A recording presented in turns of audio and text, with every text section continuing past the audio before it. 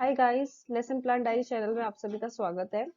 बहुत सारे जो साइकोलॉजिस्ट हैं बीएड में या आपके साइकोलॉजी के पेपर में या सी टेट के पेपर में या एमपी टेट या कोई भी स्टेट टेट के पेपर में वो मैंने कवर किए हुए हैं। जैसे पियाजे के कॉग्निटिव डेवलपमेंट की थ्योरी, फ्रूड की थ्योरी, कोहलबर्ग के मॉरल डेवलपमेंट की थ्योरी, एरिक एरिक्सन की थ्योरी, ये सब मेरे चैनल पे डली हुई है। बहुत सारे साइंस एंड मैथ्स के लेसन प्लान्स डले हुए हैं। सीटेट की तैयारी कैसे करनी है उसके 2 वीडियो मैंने डाले हुए हैं। अब इसी इसी लिंक पे मैंने पियाजे की मॉरल डेवलपमेंट की थ्योरी को कवर किया है, क्योंकि हम कोहलबर्ग की थ्योरी को पढ़ते हैं लेकिन कोहलबर्ग खुद पियाजे की मॉरल डेवलपमेंट की थ्योरी से इंस्पायर थे। तो we have to know about Piaget's theory of moral development. कई सारे एग्जाम्स में, सी टेट के एग्जाम में, बीएड के एग्जाम्स में कई बार आता है। तो सबसे पहले हमारे लिए ये जानना बहुत जरूरी है कि मॉरल डेवलपमेंट क्या होता है। सिंपली मॉरल डेवलपमेंट यही होता है कि हम जो हमारे अथॉरिटी के जो रूल्स हैं या हमारी जो एक इनर एक सोल की जो वॉइस है उसको सुन के हम सही और गलत का डिसीजन ले, this is called moral development. और हर स्टेज पे हमारा जो मॉरल डेवलपमेंट की रीजनिंग होती है वो डिफरेंट होती है, और ये मैं बता चुकी हूँ अपने कोहलबर वाले वीडियो में।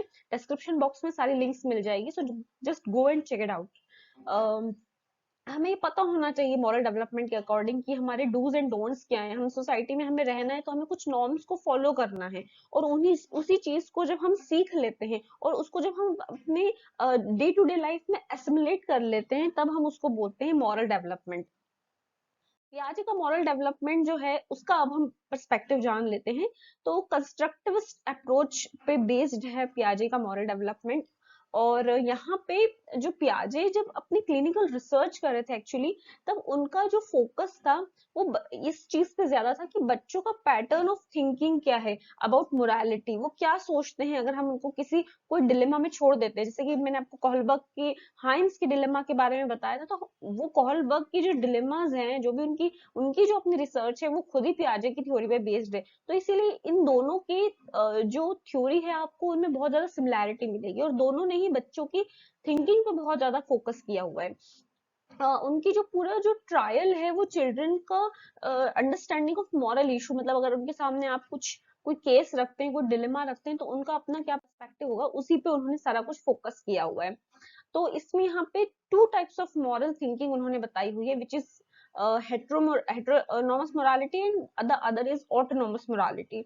तो यहाँ पे फर्स्ट वाली जो हमारी हेटेरोनॉमस मोरालिटी है वो मॉरल रियलिज्म है, और दूसरा मॉरल रिलेटिविज्म है। अब ये बहुत बड़ी बड़ी टर्म्स है, इसको हम सिंप्लीफाई करते हैं। तो सबसे पहले जो हमारी हेटेरोनॉमस मोरालिटी आती है वो 5 to 9 इयर्स के बच्चों में होती है। सारी जो मोरालिटी होती है, जो डूज एंड डोंट्स होते हैं, जो भी बच्चों का पनिशमेंट से डर होता है या एप्रिसिएशन के लिए उनका कोई काम करना है, ये सब होता है हेटेरोनॉमस मोरालिटी के अंदर। सब कुछ उनको लगता है कि इम्पोज किया हुआ है, वो अपनी तरफ से कुछ नहीं बना सकते, उनकी अपनी कोई थिंकिंग पैटर्न नहीं होता, उनका कोई लॉजिक नहीं होता, उनको जो उनके एल्डर्स जो बोलते हैं वो उसी चीज को फॉलो करते हैं। And this is called heteronomous morality. Kohlberg के भी वन ऑफ द स्टेज में यही सेम चीज चलने लग रही है। बस डिफरेंस इतना है कि कॉलबर्ग ने उसको कुछ अलग अलग स्टेजेस में ज्यादा डिवाइड किया हुआ है, और पियाजे ने सिर्फ 2 स्टेट्स में डिवाइड किया हुआ है।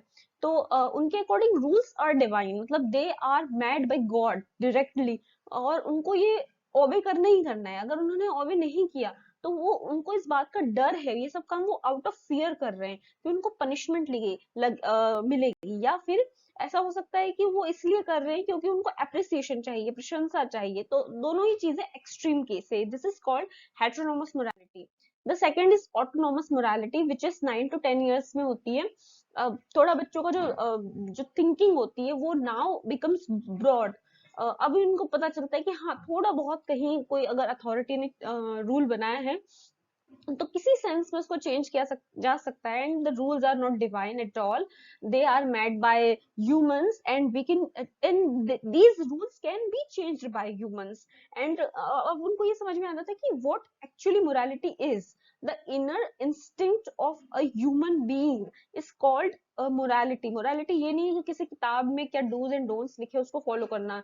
अभी उनको पता चलता है कि अगर हाइंस है, जस्ट फॉर एग्जाम्पल मैं आपको बता रही हूँ कि अगर हाइंस के डिलेमा है, तो हाइंस अगर अपनी वाइफ को बचाना चाहता है और उसको वो बहुत महंगी वाली ड्रग चाहिए ही चाहिए, तो he has to steal that particular drug. And there is nothing wrong if he is stealing the drug. तो ये होती है ऑटोनोमस मोरालिटी, जब वो खुद में जो गियर होते हैं मोरालिटी के वो अपने हाथ में ले लेता है, तो this is called autonomous morality. So या this is the end of the video guys. बहुत सारे वीडियोस मेरे डले हुए हैं, आप प्लीज सारी जो मेरी प्लेलिस्ट की मैंने लिंक्स दी हुई हैं आप उनको चेक कीजिए, so that you can be benefited and the BA journey or your TET journey or your CTET journey can be smoothened by me. If any kind of help or aid is given by me, then please like, subscribe and share my channel. Thank you for watching.